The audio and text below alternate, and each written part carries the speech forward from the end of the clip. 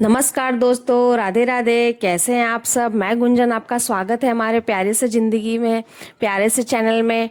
तो आइए फ्रेंड्स, हम लोग जानते हैं आज कि हम लोग को डेली के नियम पूजा पाठ कैसे करने चाहिए।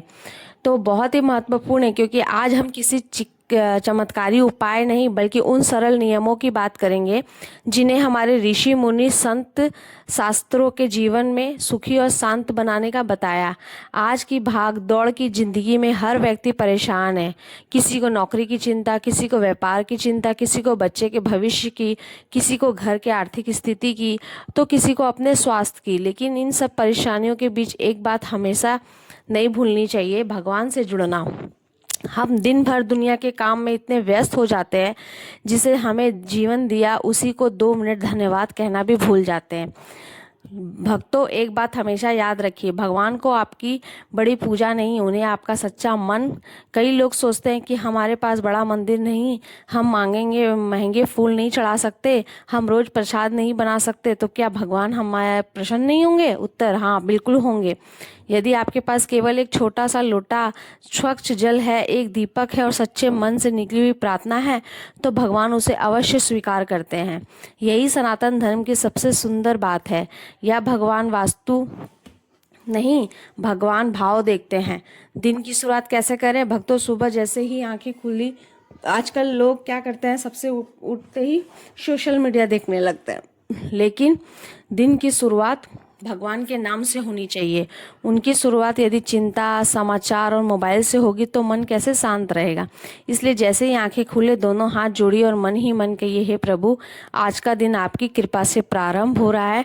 मुझे सही मार्ग पर चलने की बुद्धि दीजिए, मेरे परिवार की रक्षा करिए, मेरे मन को पवित्र रखिए। भक्तों, विश्वास मानिए, केवल यह छोटी सी आदत आपके पूरे दिन को बदल सकती है। अब माता पृथ्वी को प्रणाम कीजिए, क्योंकि किसी धरती पर हम चलते हैं वह भी हमारी माता है। जिसके बाद अपने दैनिक कार्यों से नेतृत्व होकर के स्नान की तैयारी कीजिए। स्नान केवल शरीर की सफाई नहीं, बहुत लोग स्नान को केवल रोज की आदत समझते हैं, लेकिन हमारे शास्त्र कहते हैं स्नान का अर्थ केवल शरीर को स्वच्छ रखना नहीं, बल्कि अपने भीतर की नकारात्मकता को खत्म करना होता है। अब स्नान करें तो मन ही मन भगवान का नाम लेते रहें। सोचिए, जैसे यह जल शरीर की धूल को दूर कर रहा है, वैसे ही भगवान मेरे मन का क्रोध, अहंकार, ईर्ष्या को दूर कर रहे हैं। यही भावना साधारण स्नान को अत्याधुनिक साधना बना देती है।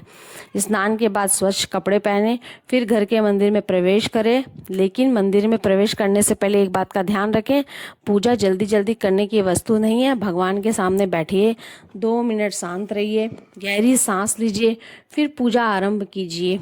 क्योंकि भगवान के सामने बैठकर मन का शांत होना ही सबसे बड़ी पूजा है। दीपक का महत्व: सबसे पहले भगवान के सामने दीपक जलाइए। जलाते समय केवल माचिस जलाकर बत्ती जलाना ही पर्याप्त नहीं।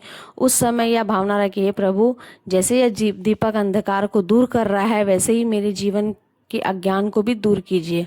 अब दीपक जलाते हैं तो स्वयं जलकर दूसरों को प्रकाश देता है। हमें भी अपने जीवन को ऐसे ही बनाना है, दूसरों की सहायता करनी है, दूसरों के जीवन में मुस्कान लानी है। आज हर व्यक्ति भगवान से कुछ ना कुछ मांगता है। कोई धन मांगता है, कोई नौकरी, कोई व्यापार, कोई संतान, कोई स्वास्थ्य। लेकिन आज मैं आपको एक अलग प्रार्थना करने को बताऊंगी। भगवान से कहिए: हे प्रभु, मुझे सही निर्णय की बुद्धि दीजिए, मुझे अच्छे कर्म करने की शक्ति दीजिए, मेरे भीतर से घमंड, क्रोध, लोभ को दूर रखिए। क्योंकि आज व्यक्ति की बुद्धि सही हो जाती है, उसका जीवन स्वयं ही दिशा में चलने लगता है। और भक्तों, एक बात हमेशा याद रखिए: भगवान को केवल आपकी आवाज़ नहीं सुनाई देती, बल्कि आपके मन की भावना भी दिखाई देती है। कई लोग कहते हैं कि पूजा करते हैं फिर भी हमारी मनोकामना पूरी नहीं होती। इसका उत्तर हमारे ही व्यवहार में छिपा है। यदि पूजा के बाद भी हम झूठ बोलते हैं, किसी का अपमान करते हैं, बड़ों का आदर नहीं करते, गरीबों की सहायता नहीं करते, तो केवल पूजा करने से ही जीवन में पूर्ण परिवर्तन नहीं आता। सच्ची पूजा वही है जो हमारे स्वभाव को भी बदल दे।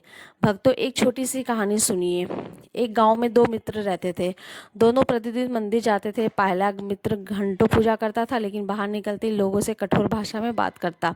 दूसरा मित्र केवल मिनट भगवान की पूजा करता था, लेकिन पूरे दिन सबकी सहायता करता था, मीठा बोलता था, कभी किसी का दिल नहीं दुखाता था। एक दिन गांव में एक संत आए। दोनों ने पूछा, महाराज भगवान किसकी पूजा से अधिक प्रसन्न होंगे? संत मुस्कुराए बोले, जिसके व्यवहार में भगवान दिखाई दे उसी की पूजा सबसे सर्वश्रेष्ठ है। भक्तों, यह बात सुनकर पहला मित्र समझ गया कि केवल पूजा करना ही पर्याप्त नहीं, भगवान चाहते हैं कि हमारा जीवन भी भक्ति से भरा रहे। इसलिए आज से संकल्प लीजिए, किसी से कटु वचन नहीं बोलेंगे, माता पिता का सम्मान करेंगे, अपने गुरु का आदर करेंगे और फिर किसी जरूरतमंद को खाली हाथ नहीं लौटाएंगे। भक्तों, यदि आपके पास धन नहीं तो मुस्कान बांटिए, यदि भोजन नहीं करा सके तो प्रेम से बात करिए, यदि वस्त्र नहीं दे सके तो किसी दुखी व्यक्ति को मनोबल बढ़ाइए। याद रखिए, दान केवल धन का नहीं होता, दान समय का भी होता है, दान ज्ञान का भी होता है, दान प्रेम का भी होता है और भगवान का यह सबसे बड़ा दान है। अब बात करते घर के मंदिर में। घर का मंदिर केवल एक कमरा नहीं, वह पूरे परिवार की आस्था का केंद्र होता है।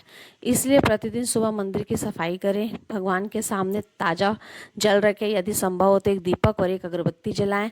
लेकिन ध्यान रखिए, अगरबत्ती सुगंधित से पहले आपके मन की सुगंधता प्रसन्न होनी चाहिए, अर्थात मन में ईर्ष्या, द्वेष, घृणा नहीं होनी चाहिए।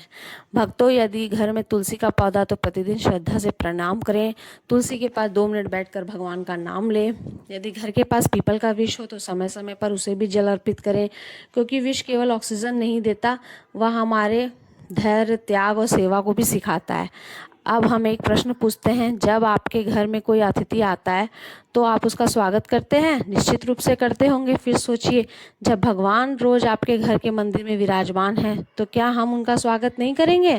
क्या हम उन्हें प्रतिदिन धन्यवाद नहीं कहेंगे, या केवल अपनी इच्छा से सूची को लेकर सामने बैठ जाते हैं? भक्तों, भगवान से मांगना गलत नहीं, लेकिन धन्यवाद देना भी उतना ही आवश्यक है। हर दिन कम से कम एक बार भगवान से कहिए, हे प्रभु, मुझे जो भी दिया उसके लिए आपका बहुत बहुत धन्यवाद। विश्वास मानिए, जिस दिन आपके जीवन में शिकायत कम और धन्यवाद अधिक हो जाएगा, उसी दिन से जीवन में आनंद बढ़ना शुरू हो जाएगा। तो चलिए, आज आपको ये मेरी जानकारी कैसी लगी मुझे ज़रूर कमेंट में बताइएगा। और ज़्यादा कुछ नहीं, हल्का फुल्का भी अगर आप पूजा पाठ कर लेते हैं तो भगवान इसी से प्रसन्न हो जाते हैं। तो याद रखिए, भाव रखते हैं भगवान, दिखावा नहीं देखते।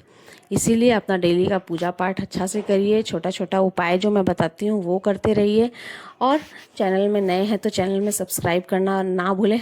आपके परिवार और ईश्वर की कृपा बनी रहे, आप स्वस्थ रहें, प्रसन्न रहें, सदैव धर्म के मार्ग पे चलिए। यदि आपको यह कथा और आप हमारे बताए गए जीवन के नियम अच्छे लगे हों तो अपने परिवार और मित्रों से अवश्य पहुंचाएं, ताकि अधिक से अधिक संतों के पास पहुंच सके। तो चलिए, फिर मिलते हैं हम लोग अगले नेक्स्ट वीडियो में। तब तक के लिए राधे राधे, हर हर महादेव, श्री शिवाय नमस्तुभ्यम। ये देखिए, मेरी डेली की पूजा पाठ हो गई है। मैंने भी ज़्यादा कोई ताम झाम से बहुत ज़्यादा सामान वामान ला के पूजा नहीं करती हूँ, बस जितना होता है मैं उतना में ही पूजा कर लेती हूँ। ये देखिए, मेरी पूजा पाठ हो गई। मेरे पास भी ज़्यादा बहुत सारे फूल नहीं होते हैं, मेरे पास जो गिने चुने 5-10 ठो फूल होते हैं उसी से ही मैं पूजा करती हूँ, उसी से ही भगवान का श्रृंगार कर देती हूँ। ये देखिए, मैं लौंग चढ़ा दी हूँ। चलिए, हम लोग फिर मिलेंगे अगले वीडियो में। तब तक के लिए राधे राधे, हर हर महादेव, राधे।